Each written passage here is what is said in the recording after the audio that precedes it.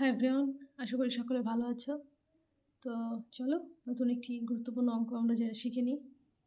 এখানে প্রশ্নটিতে বলেছে জল জমে বরফ হলে আয়তন 10% বৃদ্ধি পায়। এই বরফ গলে আবার জল হলে আয়তন কত পার্সেন্ট হ্রাস হবে? তাহলে আমরা কেমিস্ট্রিতে পড়েছি আগে যে জল জমে বরফে পরিণত হলে আয়তনে বৃদ্ধি পায়, তাই না? এটা জানি আমরা, বা এটা আমরা স্বচক্ষে প্রমাণও পেয়েছি। দেখবা কোনো গ্লাসে যদি জল দাও তাহলে বরফ জমার পরে দেখবা আয়তনে গ্লাসে যে পরিমাণ জল দিয়েছে তার থেকে উঁচুতেই উঠে যায় বরফটা, তাই না? তাহলে চলো অঙ্কে ফিরে যাই আবার। তাহলে এখানে আমরা জানি না আয়তন কতটা, মানে আগে কতটা ছিল, এখন কতটা আয়তনে বৃদ্ধি পেলো। তাহলে ধরে নিই 100 একক জল জমে বরফে পরিণত হলে আয়তনে বৃদ্ধি পাচ্ছে কত হবে? 10% বৃদ্ধি পাচ্ছে। তাহলে 110 ঘন একক হবে।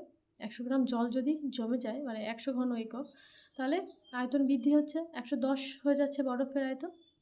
এবার সেখান থেকে আমরা বের করি।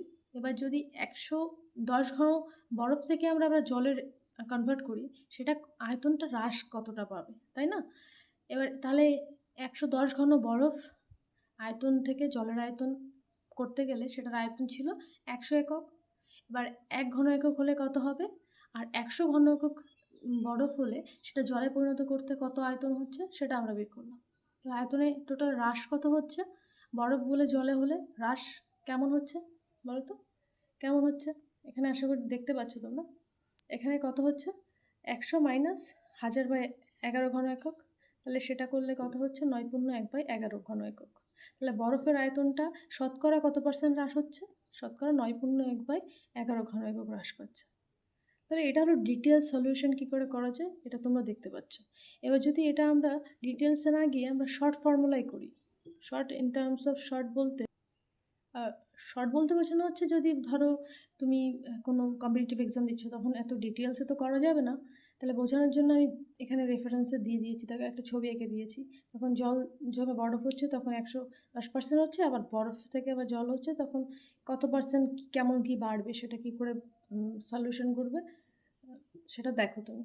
এখন আগে ছিল 100 ঘন একক, এখন হয়েছে 110, রাইট? তাহলে কাটাকুটি করলে 10 ছিল, ধরো 11 হয়েছে। তাহলে কত পার্সেন্ট বেড়েছে? 1 বেড়েছে। আর এখন আমি কার রেফারেন্সে নতুন যে বরফ হয়েছে সে বরফের রেফারেন্সে আমরা বের করবো কতটা কমবে বা বাড়বে। শুধুমাত্র এখানে কিছুই পরিবর্তন হবে না, রেফারেন্সটা পরিবর্তন হবে। বাড়বেও 1, কমবেও 1, কিন্তু বাড়ছে যখন 10-এর রেফারেন্সে বাড়ছে, আর যখন কমবে তখন 110-এর মানে 11 রেফারেন্সে কমবে, তাই না? তারপরে 100 দিয়ে মাল্টিপ্লাই করলে উত্তরটা কিন্তু সেমই পাবে। সেম না, এটাই অ্যাকচুয়াল প্রসেসে করা যাবে, ঠিক আছে? এটা সঠিক পদ্ধতি, ঠিক আছে? তো বুঝতে পেরেছো, শুধুমাত্র রেফারেন্সটা চেঞ্জ হবে, 10%ই কমবে। 10% যখন বৃদ্ধি হচ্ছে 10%ই কমবে, শুধুমাত্র রেফারেন্সটা আমাদের চেঞ্জ করতে হবে। যে আগে 100 সাপেক্ষে যখন বাড়ছিল, এখন 110-এর সাপেক্ষে আমাদের কমাতে হবে। আশা করি যে এটুকু বুঝতে পেরেছো। তো চলো, থ্যাংক ইউ, বাই বাই।